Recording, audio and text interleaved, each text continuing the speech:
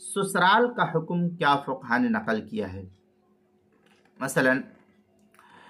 शौहर ने अगर शादी करके अपनी बीवी को उसके मैके ही में मुस्तकिल छोड़ रखा है, या ये कि वहीं उसने मकान वगैरह बना लिया या वहीं छोड़ रखा है अपने सास ससुर के यहाँ, तो उस शौहर के लिए वो मकाम वतन तअहुल के दर्जे में होगा और वो उसका वतन शुमार होगा,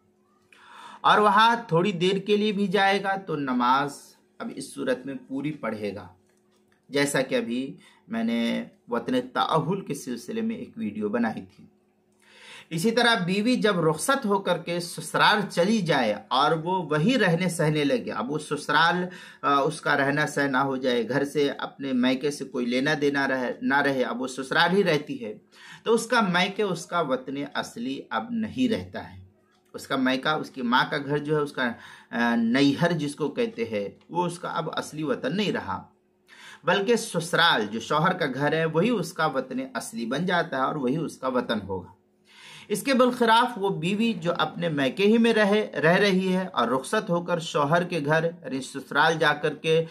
मुस्तकिल मुकीम अभी नहीं हुई, आना जाना उसका लगा हुआ है, वो मुस्तकिल नहीं रहती है वहाँ, और अगर किसी वक्त कुछ वक्त के लिए अपने ससुराल जाए तो जब तक वो 15 दिन तक क़याम की नियत ना हो तो वो कसर करेगी, क्योंकि मुस्तकिल मैके में क़याम की वजह से ससुराल उसके लिए वतन असली के दर्जे में अभी नहीं बना है। फतवा तातरखानिया में मिन हुक्मिल वतन असली यंतक़िज़ बिल वतन असली लिअन्नहु मिस्लुहु व शैइन यंतक़िज़ु बिमा हुआ मिस्लुहु। ये फतवा तातरखानिया की इबारत है जो ज़करिया बुक डिपो देवबंद का हिंदी नुस्खा उसकी दूसरी दफ़ा 510 मसला नंबर 3145 बहिश्ती ज़ेवर हिस्सा 2 सफ़ा 50 किताबुल मसाइल पहली जिल्द सफ़ा 557 पर भी इसको नकल किया गया है।